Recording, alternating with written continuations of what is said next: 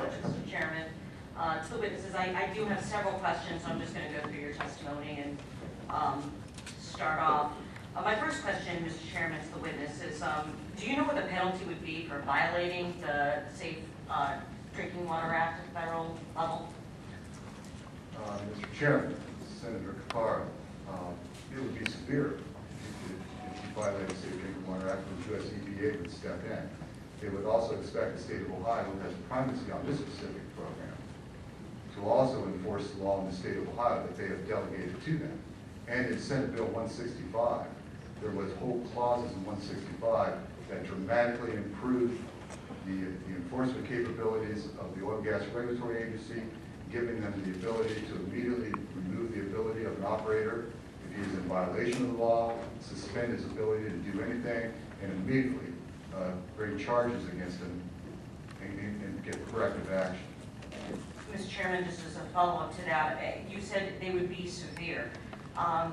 Could you clarify severe? How do you, severe to whom? I would assume would be severe to the operator. And is there an associated monetary fine associated with that? And how does one determine that level of violation? Mr. Chairman, Senator Caparo, if the Safe Drinking Water Act were violating the state of Ohio, the U.S. EPA would expect the Oil and Gas Regulatory Program, the DNR, to pursue that. After 165, they have the ability to ramp up very, very large amounts in the hundreds of thousands of dollars necessary. I am not sure exactly how that is calculated. Okay. For example, the well in Bainbridge, yeah, which I think is where you're going, is possibly I'm not sure what the fine was, but it was massive. Mr. Chairman, to the witness, I was actually not going there, but Bainbridge was in 2005, and Senate Bill 165 was passed at the end of 2009. So as far as I'm concerned, they're two separate issues. But they applied the fines. So I will move on. My next question, Mr. Chairman, is you mentioned that it was explicitly defined that the Class 2 wells are not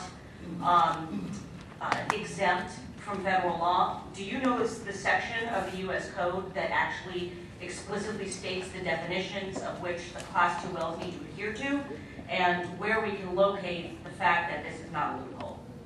Mr. Chairman, Senator Caparo, I knew I should have copied that home. I have it. And some people really love reading U.S. Code, Mr. Chairman. It's actually just... That would be me. Boy, that's a song. I also love C-SPAN. It's actually just one sentence, and I'll be happy to send it to you. I would appreciate it, Mr. Chairman. My next question, Mr. Chairman, to the witness is you referenced the fact that the Ohio Department of Health tested the water to identify if the norm levels were dangerous. Can you tell the committee when and where ODH did the norm inspections? Mr. Chairman, Senator Caparo, you would have to ask the Ohio Department of Natural Resources that. They're the ones that work with the Department of Health to get it done. I believe it's been done over the past year. Okay, Mr. Chairman, we'll certainly make sure that we do that. My next question, Mr. Chairman, I'm trying to run through these because I have several. Do you know if federal law differentiates the geographically based diverse geological, do they differentiate based on the diverse geological circumstances? So, you know, when we talked about the groundwater protection and et cetera, does the federal law explicitly determine if there are different rules based on the geological formations that obviously our nation from sea to shining sea is very diverse in that regard? Mr. Chairman, Senator Caparo, when they reopened the Resource Conservation and Recovery Act in the 1980s, environmental groups sued U.S. EPA to make them pursue a regulatory determination to determine whether the industry was regulated under the subtitle C of Resource Conservation and Recovery Act. EPA then conducted a study and then gave a regulatory report to the United States Congress, which the United States Congress adopted when they reauthorized RCRA. The United States Congress, based upon the recommendation from US EPA, determined that each state, because of its geologic, as I mentioned, topographic, geographical, all the different characteristics of both the industry, that's operated in that state, or the geology that drives that industry, or any of the number of factors that differentiates us, is to drive that regulation down to the state level. And therefore, under RCRA, subtitle C, which is the hazardous waste clause, said that the oil and gas industry should be regulated at the state level, and that's the best place to do it. So long as the states recognize that there's gaps in regulatory policy and work to improve those gaps. The stronger process that I described to you near the end of my testimony is a 20-year-old process that arose out of the Interstate Oil and Gas Compact Commission, the governors of the producing states, to initiate their process, and that's been ongoing since that time. So yes, when they reauthorized RCRA, they adopted the regulatory determination and said, states, you go do it for the very reasons that you mentioned. And Mr. Chairman, a follow-up to that, does the industry have any opinion, or do you have any knowledge of places in Ohio that might be best suited for injection wells because of the geological differentiation between eastern Ohio, for example, and central and southern Ohio? Mr. Chairman, Senator Caparo, it's up and down eastern Ohio, and you'll find Class 1 and Class 2 wells across nearly 2/3 of the state of Ohio, I would imagine. So what drives that? Where you can find a reservoir that has suitable permeability and porosity characteristics to accept that waste. In and of itself, would not be an oil and gas producer. Just a few more, Mr. Chairman. I promise, and I unfortunately have to drive to Columbus at noon, so I'm trying to get it all out.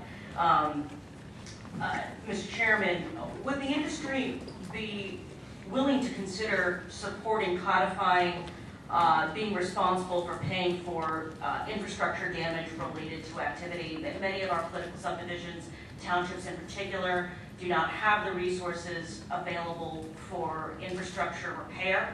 And I'm curious to know whether or not the industry would be willing to actually have that codified, to be a partner, to be responsible for the repair of infrastructure like roads. Mr. Chairman, Senator Caparo, the industry right now is currently in negotiations with local government at a table that is being hosted, facilitated by the Department of Transportation, to work out what's called a RUMA agreement, road use and maintenance agreement, a model agreement between industry, primarily the shale industry, and local government on how roads will be maintained going forward.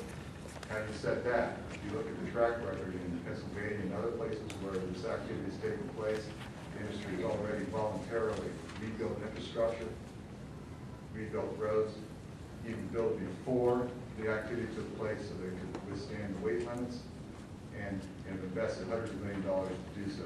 And local government recognizes that. There's a complication with codifying that. When we did House Bill 278 back in 2004, and when we did Senate Bill 165, which primarily preempted to the oil and gas regulatory program the authority over all aspects of oil and gas development, local government came in under the 165 during the House debate, near the end of the House hearings, and said, we want to make sure that our authority delegated under the Ohio statute is not impacted by the preemptive authority under 1509.02. So and that was put into the bill at the request of municipal and township governments. And it made clear that nothing in 1509.02 could impact their authority over their roads.